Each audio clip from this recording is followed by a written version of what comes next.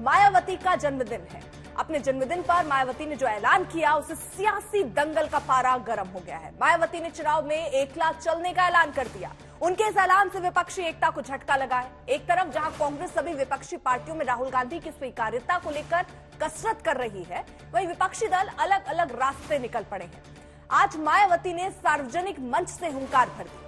बेशक अखिलेश यादव ने राहुल गांधी को भारत जोड़ो यात्रा के लिए शुभकामना भेजी, लेकिन उनके पीएम पद की उम्मीदवारी पर कुछ भी साफ नहीं कहा। बिहार में राहुल गांधी को लेकर नीतीश कुमार अब भी अपने पत्ते नहीं खोल रहे हैं। पश्चिम बंगाल में ममता बनर्जी की राह जुदा है। अब सवाल उठता है कि क्या अलग अलग रास्ते के जरिए विपक्ष अपने लक्ष्य को हासिल कर सकेगा?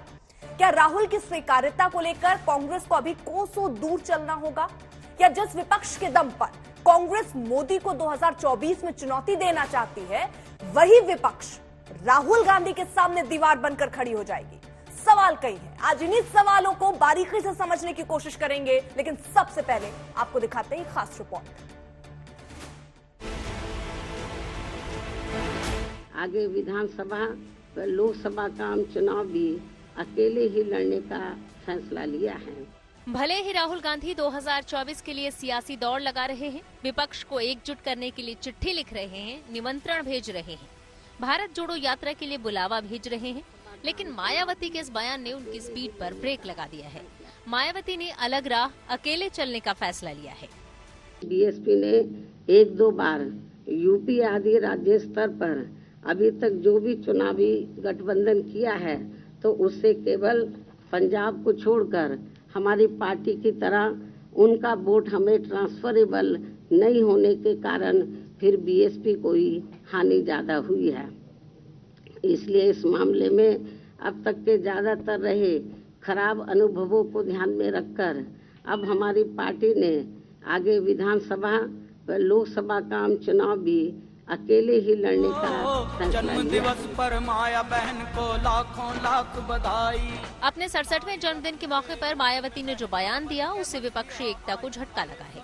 बड़ी उम्मीद भरी निगाहों से राहुल बीएसपी की तरफ टकटकी लगाकर देख रहे थे, लेकिन मायावती ने 2023 से लेकर 2024 के लोकसभा तक का अपना चुनावी कैलेंडर जारी कर दिया। मायावती ने कहा कि 2023 में कर्नाटक, मध्य प्रदेश, छत्तीसगढ़ और जहां भी चुनाव होंगे, उनकी बीएसपी पार्टी अकेले चुनाव लड़ेगी। साथ ही 2024 में लोकसभा चुनाव भी बीएसपी अपने दम पर लड़ेगी।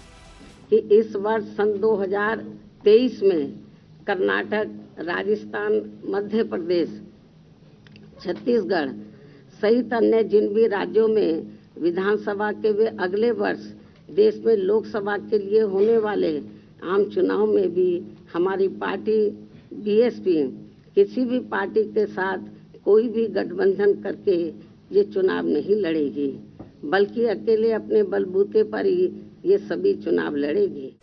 मायावती के हमले शुरू हुए तो इसके लपेटे में कांग्रेस पार्टी आ गई। उन्होंने मंडल का राग छेड़ दिया।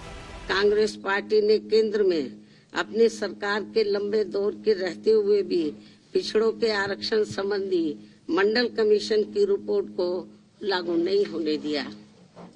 इसके साथ साथ इन्होंने एससी व एसटी के आरक्षण को भी निष्प्रभावी बना दिया और अब बीजेपी भी इस मामले में कांग्रेस पार्टी के ही पद चिन्हों पर चलकर इनके आरक्षण के हक को मारने का भी ये घोर अनुचित कार्य कर रही है।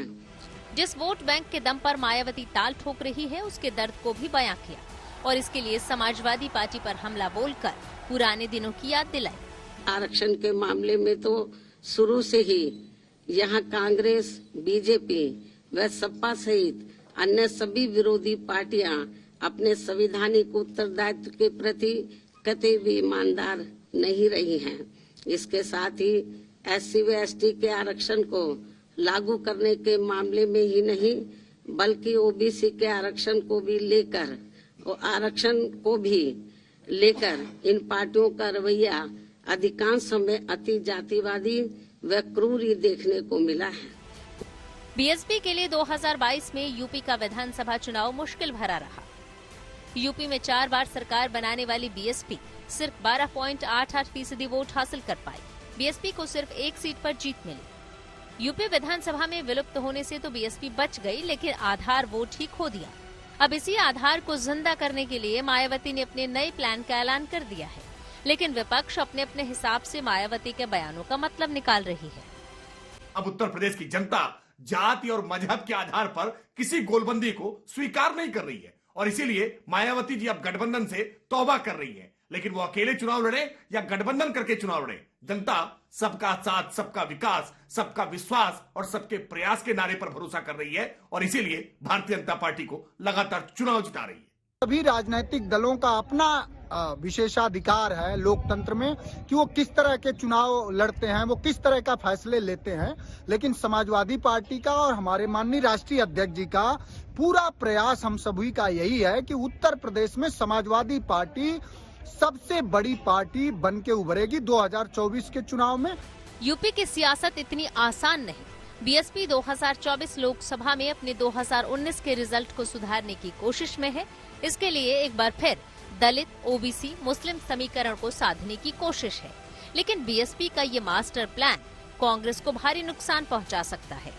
लखनऊ से कुमार अभिषेक, समत श्रीवास्तव के साथ आज तक ब्यूरो।